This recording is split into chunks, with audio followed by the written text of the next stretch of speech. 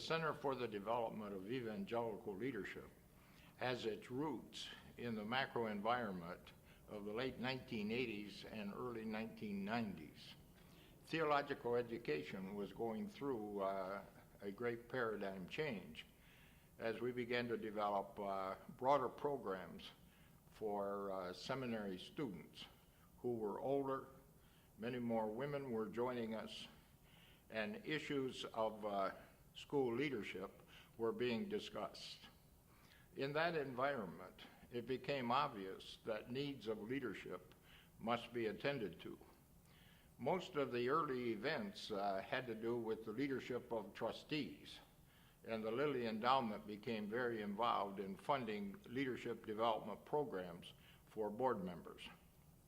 Growing out of that environment was the awareness that presidential leadership of our seminaries was vital.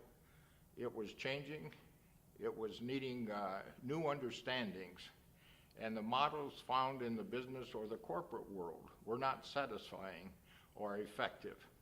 As a result of that, we developed a proposal to the Lilly Endowment for the development of evangelical presidential leadership.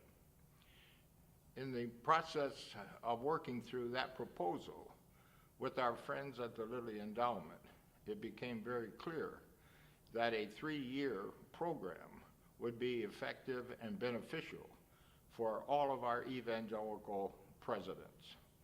And out of this grew then the Center for the Development of Evangelical Leadership. This program began in 1997 and continued for 3 years, at the end of which the seminary decided to continue the leadership educational program under the same rubric of the Center for the Development of Leadership. The shift came from presidential leadership to pastoral leadership. As a result of the work of the Center for the Development of Presidential Leadership, we gave attention to the meaning of leadership in the 20th and beginnings of the 21st century. First of all, as we began to study leadership and the many definitions, we discovered a vast literature, but no one had really settled on a definition that suggested to us that there were many attempts to define leadership, but no one really knew what it was and understood it. Therefore, we developed a concept that it was the courage to act. And so we began to look at biblical models from that perspective. And we ended up with an understanding of Jeremiah chapter 3, verse 15.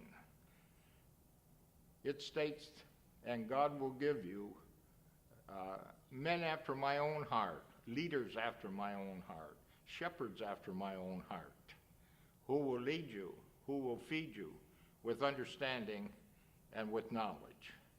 Out of this came a threefold design dealing with the calling to leadership, the character of leadership, and the competency of leadership. We added, of course, the community involved in leadership.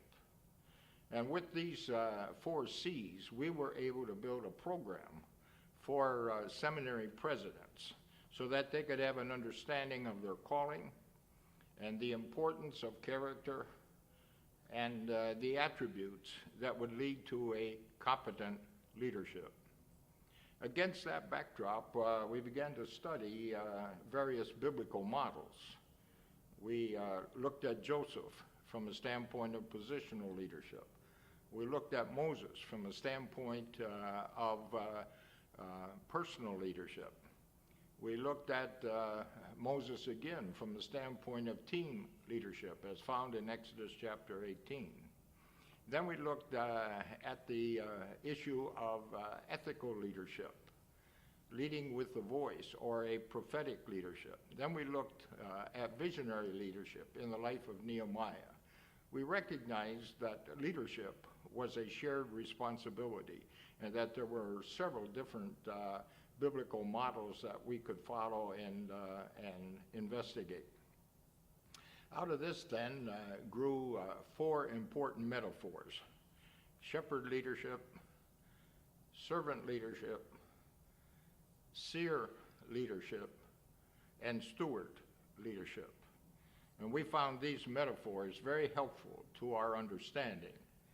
And this was a freeing function for our presidents, as they realized there was not one model of leadership into which they had to fit, but rather there would be a self-understanding that would lead to a discernment of their calling and how they could function in terms of their character and relationship with God, and how the skills and the gifts that they had been endowed with could lead to a competent leadership.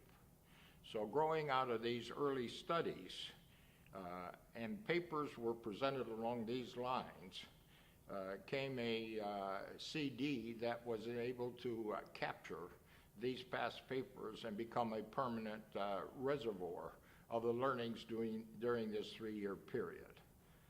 I can say that this project developed a strong understanding of leadership that could be useful to the education of pastors under the pastoral leadership concern.